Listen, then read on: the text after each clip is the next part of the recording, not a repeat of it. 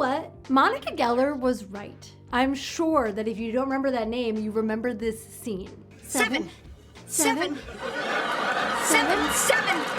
And let me tell you, she was pretty f***ing spot on here. Because while most of us are laser focused on the clitoris, aka zone number 7, it's not the only thing worth stimulating. In fact, there are at least 6, there's actually more, erogenous zones that can skyrocket your partner's arousal and lead to better, faster, and more full-bodied orgasms. In this video, I'm gonna take you on a little erotic anatomy tour to show you the 6 most overlooked pleasure zones on your partner's body. This is a cheat code to give her an unforgettable, full-body pleasure experience. For this one, I didn't just consult my own body, I consulted with some other female friends of mine, and they said some things that I had not previously considered. So if you are a longtime viewer, thank you. Please stay tuned until the end. There's some new stuff in here. And if you're not subscribed, why not take a second to subscribe right now? It really helps me, helps the channel, helps more people to discover my work. Thanks.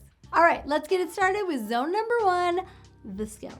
The scalp is actually a part of her body that rarely gets touched, which makes it super intimate. It also happens to be full of nerve endings just waiting to be stimulated. It's like one of the more nerve-packed places on our body. And gentle scratching, slow dragging, a little hair pull at the nape of the neck. All of this lights up those nerve endings, and those can send tingles down her spine. Use your fingertips, and if she's not comfortable with that, or you're not comfortable with that, even use a soft brush to explore. A lot of women report having their hair brushed by a man to actually be in a very erotic experience. I personally wouldn't know about that, but that's what they told me. Now, the scalp is such an erogenous zone, not only because it feels good to be touched, but it's also very powerful because the scalp is not a really sexualized part of the female body. And that means if you're touching her there, you're really focusing on her pleasure and her enjoyment. And it also will help her to lower her stress, bring her into her body, and heighten her arousal in some of the ways that these other zones will not, because they are already associated with eroticism. Which brings me to number 2, the neck.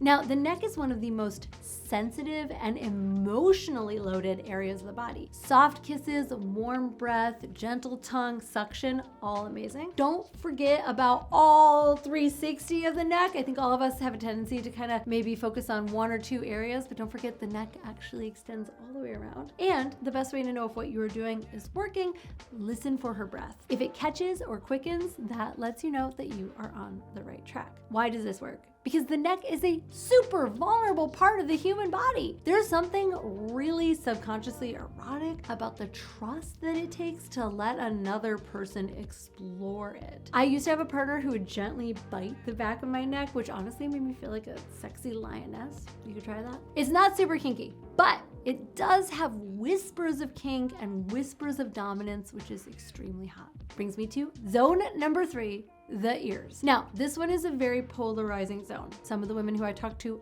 love having their ears licked, and others thought that it was kind of uncomfortable or ticklish or made them kind of squeamish. So your mileage may vary, talk to your partner. But when it comes to the ears, most people agree whispering something dirty, giving a gentle little breath somewhere near the ear, or gently kissing the rim or the lobe is an enjoyable sensation. So if your partner is into that, then go ahead and explore further by introducing your tongue. Take your tongue and lightly trace it along the inside of her ear. Don't go straight for the, your tongue is not a penis and the ear is not a vulva. So don't just and penetrate it. Honestly, that's, even I love having my ears licked and that can feel like way too much. So you're gonna wanna go slow, up the sensation and the intensity as you get more and more reaction from her. If she's into it, if she's moaning, if she's groaning, if she's telling you verbally that she wants more, give her more. Otherwise, pay really close attention, move really slow, and just exit when you're done.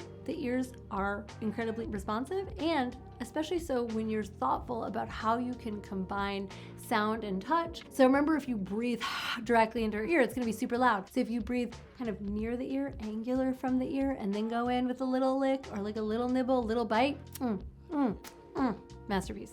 Which brings me to zone 4, the lower back.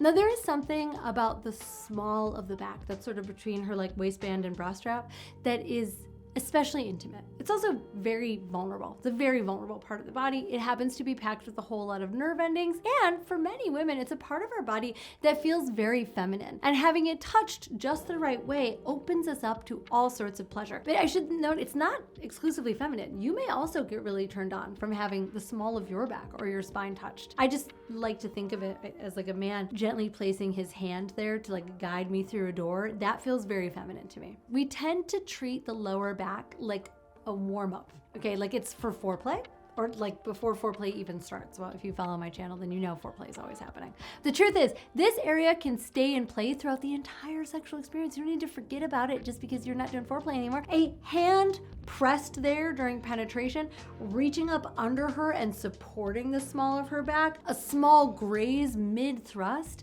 when she's bent over in doggy style, you resting your hands there, even feeling your chest or your body weight against her low back can heighten her arousal and deepen her connection with you. You can also explore this part of her body with your mouth. You can combine licking and sucking with some firm pressure on her hips, and you are setting her up for some seriously deep and unexpected arousal. And like I said, of course, you don't have to wait until you're in bed in order to engage the low back. You can give her a gentle graze as she's passing by. You can rest your hand there while you're guiding her into a room. You can rest your hand there while you're stopping, waiting for the street light to change for you to walk across the street. All of this allows her to tap into your grounded masculine presence and can send her brain into a sexy little spiral.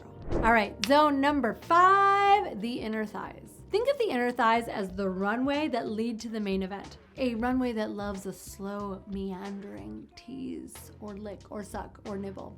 Give her inner thighs some love the next time that you have access to them. Use your hands, use your mouth. You can even use feathers or fabric or other sensation items here. Don't just go straight for her vulva. Use the inner thighs to let anticipation build, because the closer that you get to her vulva without touching it, the more blood flow and arousal will build in her clit and her G-spot and her vestibular bulbs and her A spot and her B spot and her PS spot. We want to give all that some time to get going. Not only are her inner thighs perfectly located to help you build that arousal, they're also a rarely touched part of her body that is reserved for lovers and lovers only. Seriously, it is my lover and my waxer that touch my inner thighs, and no one else. And I'll say both of those are really special, really sacred relationships. All right, we're getting into the more obvious ones. Zone 6, the nipples. Now, you already know that nipples are packed with nerve endings, and for some women, nipple stimulation alone can bring them to orgasm, which I have an entire course on, by the way, Nipplegasm. Check it out in the description. Using your hands, your mouth,